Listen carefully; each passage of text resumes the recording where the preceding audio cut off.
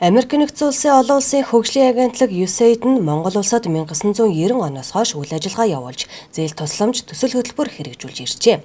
USAID нь Америк нэгдсэн улсын гадаад улс орнуудад тусламж үзүүлдэг холбооны хэмжээний төрийн удирдах байгууллага бөгөөд хөгжиж буй орнуудын ардчлалыг дэмжих мөргөлдөөнөөс урьдчилан сэргийлэх, худалдаа, хөдөө аж ахуй, эдийн засгийн өсөлтийг дэмжиж, эрүүл мэнд, хүмүүнлэгийн яаралтай тусламж үзүүлж ирсэн юм а. Америк нэгдсэн улс жил бүр энэ хөтөлбөртөө төсвийнхөө 1 орчим хувийг зарцуулдаг гэсэн. Тэгвэл манай улсад 2020 онд 15 сая $ам буцалтгүй тусламж жидүүг дэмжих бэст хөтөлбөр, 2021 онд 11 тэрбум төгрөгийн үнэ бүхий 50 ширхэг хиймэл уушиг өгсөн гээд өнгөрсөн 30 гаруй жилийн хугацаанд 600 гаруй сая $ын төсөл хөтөлбөр хэрэгжүүлсэн тоо байна. Харин 2025 оны 2 дугаар сард олон улсын хөгжлийн агентлагийг татан болгосноо Америк нэгдсэн улс мэдгдснээр манай улсад хэрэгжүүлж байсан бүхий л төсөл хөтөлбөрүүд зогссон байна. За тий. За USAID-ийг ярьж байгаа шүү. Энэ өөрөө буцалтгүй тусламжаар хэрэгждэг ийм төслүүдээ буцалтгүй тусламжаар зогсоочих юм бол тэр төсөл бүрэн зогсноо л гэсэн үг. Тэнд хамрагдчихсэн, ажиллаж байсан, тэрүүн сангууч гэсэн бүх төслүүд зогсноо л гэсэн үг. Тэрийг өөр дэш шилжүүлэх шаардлага байхгүй. Тэр чинь өөрөө цаанаа энэ чинь бүр тусгаар улсын засгийн газрын бодлого нь өөр хэрэгжиж байгаа юм. Тэрийг өөр улс аваад тэр засгийн газрын бодлогыг шилжүүлж аваад тэрийг үргэлжлүүлнэ гэдэг тийм болгоод байхгүй шүү. Америк нэгдсэн улсын олон улсын хөгжлийн агентлагаас манай улсад хэрэгжүүлсэн томоохон хөтөлбөрийн нэг нь бэст хөтөлбөр бөгөөд бизнесийн тогтвортой хөгжлийг сайжруулах, ил тод байдлыг нэмэгдүүлэхэд чиглэж 5 жилийн хугацаанд 5400 орчим жижиг дунд бизнест 100 гаруй сая $ын санхүүжилт олгож 4000 гаруй ажлын байрыг шинээр бий болгожээ. Мөн 3000 гаруй эмэгтэй бизнес эрхлэгчийг чадахжуулж хөдөө орон нутгийн 180 орчим гарааны болон жижиг бизнес эрхлэгчдэд $500,000 буюу 1.7 тэрбум төгрөгийн буцалтгүй тусламж олгож нийтдээ 34,000 гаруй хүнийг сургалтад хамруулсан байна. За хөгжлийн шийдэл төрийн бас байгууллага нь 17 дахь жилдээ Монгол улсын бичил жижиг дунд бизнесийн өсөлтийг дэмжих зорилгоор үйл ажиллагаа явуулдаг. За нийтэд хөгжлийн төрийн бас байгууллага байгаа. За манай байгууллага нь 2019-с 2024 оны хооронд Америк нэгдсэн улсын олон улсын хөгжлийн агентлагийн санхүүжилтээр BEST буюу бизнесийн тогтвортой байдлыг нэмэгдүүлэх, ил тод байдлыг сайжруулах гэх төслийг амжилттай хэрэгжүүлж дууссан байгаа. За энэ уг төсөл маань Улаанбаатар хот болон Монгол улсын 12 аймгийн бичил жижиг дунд бизнесүүдэд за санхүүжилтанд санхүүжилт авахд дэмжлэг үзүүлэх. За мөн тухайн бичил жижиг дунд бизнесүүдийн засаглалыг бас сайжруулах. За мөн тухайн бизнесүүдийг төлөөлдөг төрийн бус байгууллага холбоотыг чадваржуулах. За мөн сургалт судалгаагаар хангах. Мөн гарааны болон бичил бизнесүүдэд бизнесээ эхлүүлэх, бизнесээ шаардлагатай тоон төхөөрөмж авахд нь бас буцалтгүй мөнгөний тусламжийг үзүүлсэн байгаа. За уг хөтөлбөрийн нийт 5300 гаруй бизнес эрхлэгчид ямар нэгэн байдлаар зээл санхүүжилт авч чадсан байдаг. 160 гаруй бичил болон гарааны бизнесүүдэд гарааны хөрөнгө оруулалт болгож мөнгөний тусламжийг авсан байдаг. Нийт хагас сая орчим $, буюу 1.6 тэрбум төгрөгийн мөнгөний тусламжийг бас манай төслөөс бас авч үр шимээ хүртээд бизнесээ орон нутгуудад амжилттай явуулж байгаа. Бэст хөтөлбөрийн хувьд бол бизнес эрхлэгчдийг урт хугацаанд тогтвортой өсөлтөд хангахад нь бол гол анхаарч ажилласан. За үүн дээр мэдээж бизнес эрхлэгчдийн мэдлэг ур чадвар манай ялангуяа орон нутгийн бизнес эрхлэгчдийн хувьд бол тутмаа гэдэг. Үүнтэй холбоотойгоор бид нар орон нутгийн бизнес эрхлэгчдэд яг тухайн аймагт нь бид нар өөрийн салбар нэгжийг байгуулад хөтөлбөрийн салбар нэгж байгуулагдаад тэгээд үүрээ дамжуулаад сургалт болон зөвлөх үйлчилгээ за мөн бусад бизнесийг дэмжих үйлчилгээнүүд бол 5 жилийн хугацаанд бол тасралтгүй явж ирсэн. Гол юу маань бидний хувьд бол ерөөсөө чадах гэдэг зүйлийг бол бий болгохыг зорьсон. Юу гэдгийг мөнгөний тусламж үзүүлэхэд тухайн мөнгөний тусламж маань зарцуулагдаад дуустдаг бол хүний бизнесийн тухайн бизнес эрхлэгчийн чадах гэдэг зүйл бол ерөөсөө хинч хязгаарч авч чадахгүй юм уул мөрийг хүлдээдэг зүйл байгаа. Тэр утгаараа бид нэр илүү чадвартай суурилсан бизнес өсөлтийг дэмжихэд бол 5 жилийн хугацаанд бол ажилласан байна. Нийт 5 жилийн хугацаанд бэст хөтөлбөрөөр Улаанбаатар болон 12 аймгийн хэмжээнд нийт 20,000 гаруй бизнес эрхлэгчид маань ямар нэгэн байдлаар тусламж дэмжлэг авсан байдаг. За үүнээс болохоор 8,000 гаруй нь яг зээлийн бичгээр бүржүүлэх тэр дундаа одоо манай жидүү санж гэдэг хөнгөлөлтөө зээлүүд маань бизнес төсөл шаарддаг. За бизнес эрхлэгчдүүд бол бизнес төсөл бичнэ гэдэг маань бас тэр ур чадвар маань байдаг учраас бид нэр тэр ур чадварыг бий болгох, за мөн бизнес эрхлэгчтэйгээ суугаад хамт одоо нөгөө зөвлөгөө өгөх байдлаар бичлцэх тохиолдлууд байдаг. За үүнээс бол 8003 ямар нэгэн бизнес эрхлэгчтэй өөрийн зээлийн материал бүрдүүлэх буюу бизнес төсөл юм дээр бол зөвлөгөө дэмжлэг авсан байгаа. За үүний үр дүнд гэхдээ бидний хувьд бол одоо юу гэдгийг дан ганцаараа зөвлөгөө үйлчлэхээс илүүтэйгээр одоо санхүүжуулагч байгууллагын жидүү сан, мөн банк санхүү байгууллагатай хамтраад одоо хөтөлбөр байдлаар системтэйгээр одоо мэдээллийг нь олгох чадварыг бий болгохыг бол зорж ажилласан байгаа. Бест хөтөлбөрт хамрагдсан олон мянган жидүү эрхлэгчдийн нэг нь Full Coffee Shop-ын үүсгэн байгуулагч Хонгор Зулим. Тэрээр Бест хөтөлбөрөөс 10 сая төгрөгийн буцалтгүй тусламжаар техник тоног төхөөрөмж авсан бөгөөд хөтөлбөрийн үед ч дараа нь ч зөвлөх мэдээлэх сургалтаар хангаж байсанд нь талархаж явдгаа илэрхийлсэн юм. Түүний кофе шоп орон нутагт үйл ажиллагаа явуулдаг тул бид уцаар холбогдсон ярилцлаа. Манай болохоор яг нөгөө ковид үед 2021 он. Кофений төслийн нэр нь болохоор энерги үр гэдэг нэртэй төсөл. Кофений үр боловсруулах хуурах үйлдвэрлэл гэдэг кофений үрээ ногооноор нь одоо улсуудаас гадаад улсуудаас оруулж ирээд уурдаг үйлдвэрлэлийн тийм одоо төсөл гэсэн. Тэгээ энэ төсөл маань болохоор яг нөгөө зүүн бүстэй ахтагч зөвхөн орон нутагт одоо кофе шопын үйлчлэлийн газруудад Монгол кофе соёлч өөрөө нэг зүйлийн 5 жил ирсэн ингэж хөгжиж байгаа Монгол хөгжиж байгаа хамгийн салбаруудын нэг ш. Тэгээд үйлчлэгээний салбарууд одоо маш олон байдаг кофе шопуудаар.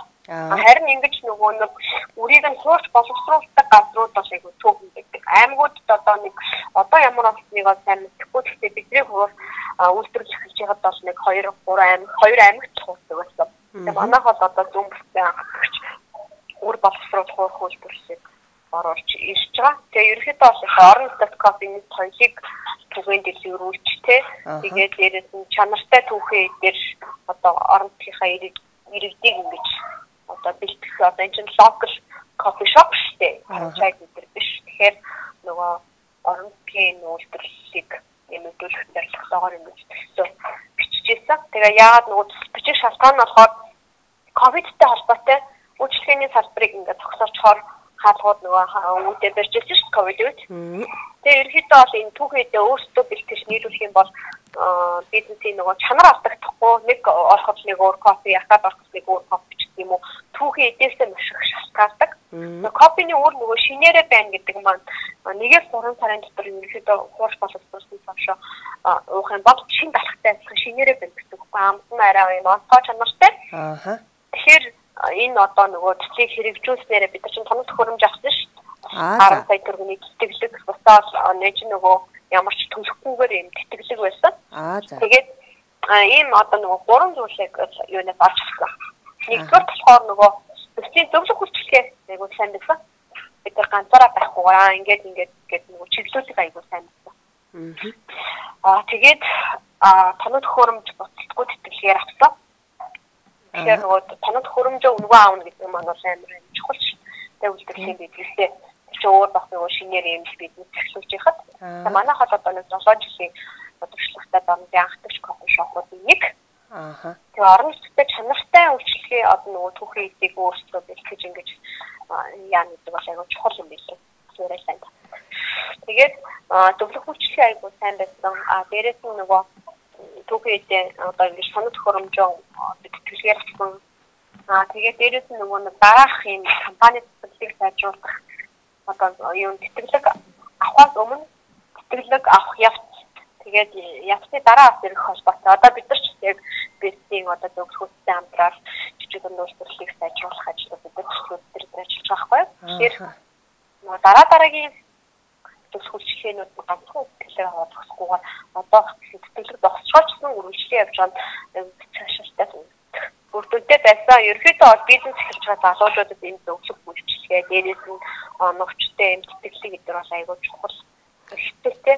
Тийм тэгээд энэ гарааны бизнес стартап эхлүүлж ажиллагаануудад юу хэрэгтэй вэ гэхээр компани засаглал менежмент зөвлөх үйлчилгээ дээрээс нь одоо санхүүгийн дэмжлэг бол багтахгүй бол айгүй хэрэгжиж зүгүүлэхгүй юу.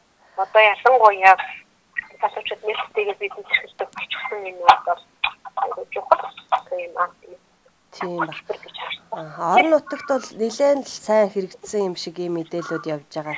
Тэр бусад хүмүүстэйгээ бас холбоотой байдаг ба тийм. Мэдээлүүд айгүй сайтай хүмүүс бас хүлээлттэй байгаа байхгүй юу? Харин тийм баг шиг. Ерөнхийдөө юм хөдөлгөөн хэрэгжиж байвал залуучууд айгүй хэрэгтэй гэж бодож байна. Харин тий одоо тэгэхээр нөгөө энэ хөтөлбөр нь зогсчоор хүлээж исэн хүмүүс маань одоо яах юм бол дараагийн өөр их усгүй боломж юу байгаа юм бол гээл ийм л асуудал тулгараад ах шиг байна л та. Одоо тэгээд эргээл одоо иймэрхүү нөгөө залуучууд хүлээлттэй бол нийлээд одоо нэг авсан хүмүүсээр дахиж хамгаалахгүй ш. Тэгээд чи дараагийнхаа хүмүүс боломж олох байдлаар иймэрхүү Америкийн одоо янз бүрийн тэтгэлгүүд өдр байх юм бол одоо хүчтэй тавиад эргээд өдр оруулж ирэх аюул чухал юм шиг л. Одоо та Монголд яг хэрэгжих ямар боломж байдсан тий? Харин тий. Жижигхэн үйлдвэрлэлийн төвхтөөгөө хамтрах юм уу? Яах юм? Тэгвэл төрөлхтөөгөө хамтрах юм уу? Ерөнхийдөө хэрэгтэй ш. Ааха. Энэ чинь нөгөө халамж гэхээс илүү тэгээд зөвлөх үйлчлэг хамрагууд чиглэлд учраас чинь нөгөө бит олон бизнес. Одоо хүнд юу гэж байгаа шүү дээ. Одоо танаа үйл ажиллагаа хэр өргөжсөн бол одоо нөгөө ажиллаж байгаа хүмүүсийн тооч гэдэг юм уу тий? Үйлчлүүлэгч гэдэг. Аха. Ерөнхийдөө нэмэгдсэн. Манайх одоо нөгөө юу тал руугаа орох гэж байгаа. Нэмээ жоохон сайжруулах бүтээгдэхүүн хөгжүүлэлтэн дээр ажиллаад ийм хувьлах жижиг локал франчайз тал руугаа орох гэж байгаа. Одоо бид нар өөрсдөө нөгөө баристаны бэлгээд үеийг нийлүүлж байгаа юм. Аавд өөрсдөө нэхгүйгээр чинь нэгэн кофе шоп нэх хүсэлтэй хүмүүстэй хамтраад одоо салбар нэх боломжийг залуучуудад олгох юм уу? Зүүн бүстэй ч юм уу тий? Ажиллаж За байгаа. за ойлголоо. Их баярлалаа танд. Амжилт хүсье. За. За. Одоо энэ хөтөлбөрийг бас дахиж хэрэгжүүл хамрагт хүсэлтэй юм жижиг дунд үйлдвэрлэл эрхлэгчид байгаа болоо танаа одоо төрөмс байгуулах тэр нь хандсан болов? Ялангуяа сүүлийн 2 сарын хугацаанд буюу одоо Жидүү сангийн 2025 оны сонгон шалгуулалт бол эхэлсэн явж байгаа. За үүнтэй холбоотойгоор яг бид нар өнгөрсөн 4 жилийн хугацаанд мэдээлэл энэ уг зээлийн хөтөлбөртэй холбоотой мэдээлэл өгөх уулзалт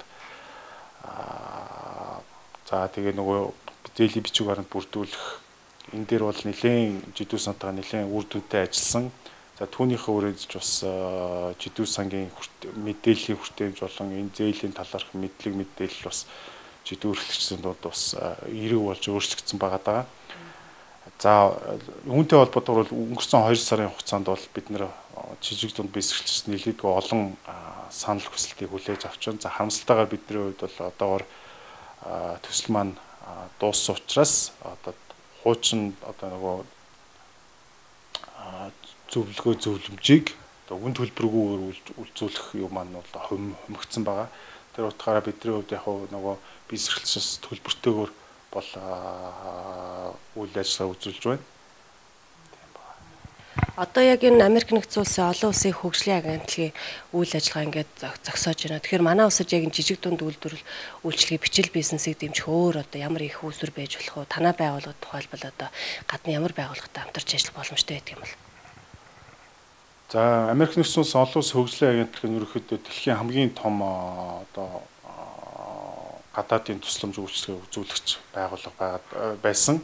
За тэр утгаараа энэ Америк нэгдсэн улсын олон улсын хөгжлийн агентлагийн энэ орон зай бол бас зөвхөн монголчдод дэлхийд даяараа нэлээд том орон зайг үлдээж байгаа. За тэр утгаараа яг хуу бидний хувьд бас бест хөтөлбөрийн дараагийн үе шат маань яг хуу 2024 оны сүүлчээр зарлагдсан боловч одоо Трампын засаг захиргааны шийдвэрс болоод хөтөлбөр маань одоо зогсонг байдалд орсон байгаа даа.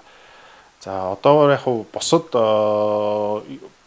донор гэдэг юм уу санхүүжүүлж байгууллагууд зүгээс олон төрлийн мэдээж юунууд хэрэгжиж байгаа төсөл хөтөлбөрүүд. За гэвч их хвчлэн бол яг нөгөө жидүү гэдэг рүү жидүүч гэдэг юм уу эдийн засгийн төсөл гэхээс илүүгээр хүний эрх ардчлалын тал руугаа төсөл хөтөлбөрүүд илүүтэй хэрэгжиж байгаа. За үүний яг бэс хөтөлбөрийн үлдээсэн орон зайн дээр бол мэдээж манай төрийн байгууллагууд өөрсдөө санхүүжилттэй татаастай байдлаар бол сургалт үйлчилгээнүүдийг бол үзүүлж байгаа. Жишээлбэл хөдөлмөрлөлтийг дэмжигсэн бол байна. Нэг том жишээ гэх юм бол за уг сангаар бол бичил бизнесүүдэд сургалт одоо тэр чадваржуулах сургалт зөвлөх үйлчилгээг бас тодорхой татаас бол хэрэгжүүлдэг. За энэ утгаараа бас төрийн байгууллагуудын санхүүжилт одоо төсөв бас энэ орон зайг нөхөх бол бүрэн боломжтой байгаа. За бусад олон улсын байгууллагуудын зүгээс мэдээж одоо нэгдсэн үндэсний байгууллага шиг юм уу төслүүд хэрэгжүүл. За гэхдээ ихэвчлэн одоо тодорхой хөдөө аж ахуй шиг юм уу тодорхой секторуудад зориулсан ийм төслөтбөрүүд бол илүүтэйгээр хэрэгжүүлж байгаа тохиолдол байна. За хөгжлийн шийдэл төрийн бүс байгууллагууд бол зөвхөн Америк нэгдсэн улсын олон улсын хөгжлийн агентлагаас гадна бусад донор байгууллагуудын санхүүжилттэй төслөтбөрүүдэд бас идэвхтэй оролцож ажилладаг. За үүний одоо хамгийн сүүлийн жишээ гэх юм бол бид нар Европын холбооны санхүүжилттэй ногоон эдийн засгийн шилжилт гэдэг хөтөлбөр дээр бас хэрэгжүүлж дөрвөн хэрэгжүүлж байгууллага нэг байгууллага ажиллаж байгаа. Тэгэхээр энэ маань өөрөө ногоон бизнес хүнс болон шингэн үйлдвэрлэлийн бизнесүүдэд одоо ногоон шашиг бий болгох. За тухайн бизнесүүд маань ногоон технологиг одоо бизнес илүү ногоон болгох чиглэл рүү бас дэмжиж ажилладаг. За үүн дээр бас бид нар сургалт зөвлөх үйлчилгээ дээр бол илүү төлөвлөгөөтэй ажиллаж байна.